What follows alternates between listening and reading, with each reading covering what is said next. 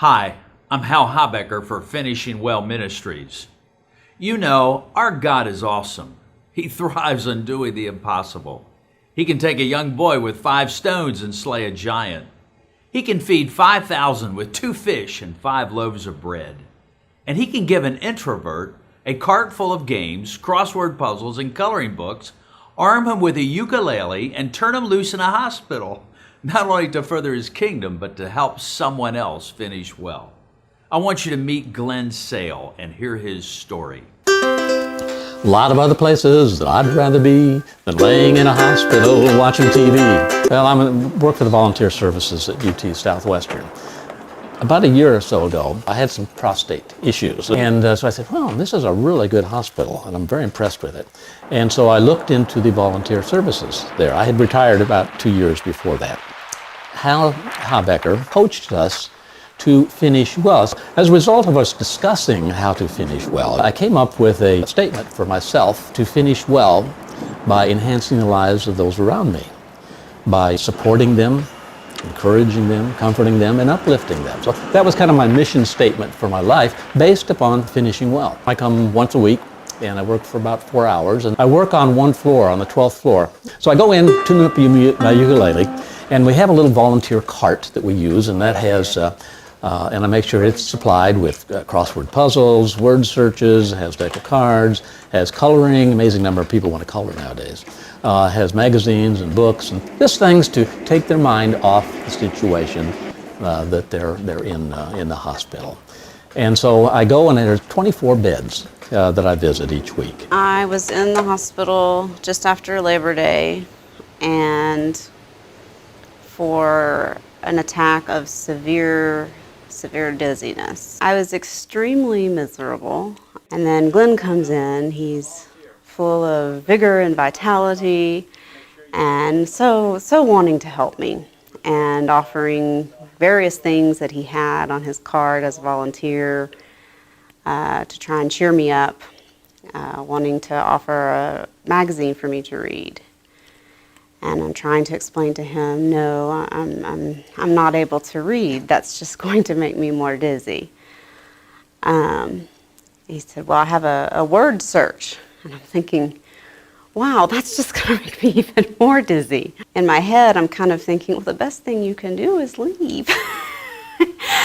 And I couldn't tell this sweet gentleman who was trying his best to help me that he was not helping me. But God, in his wisdom, knew what I needed.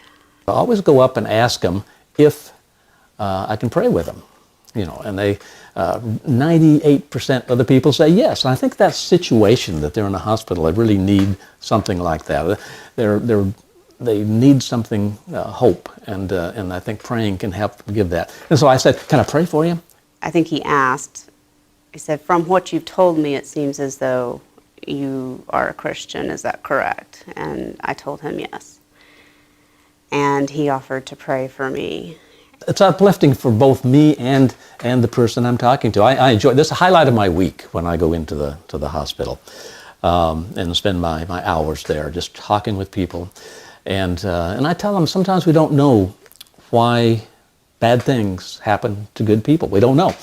And we're told, and I tell them, we're told not to lean on our own understanding, but we're to lean on Jesus.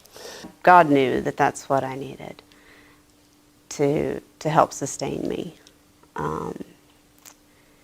And even though sound is something that typically bothers me, one of the things that helped lift my spirits, and he comes with his ukulele and sings this song about being in the hospital that is just wonderful. And not only did it not bother me, but it lifted my spirits.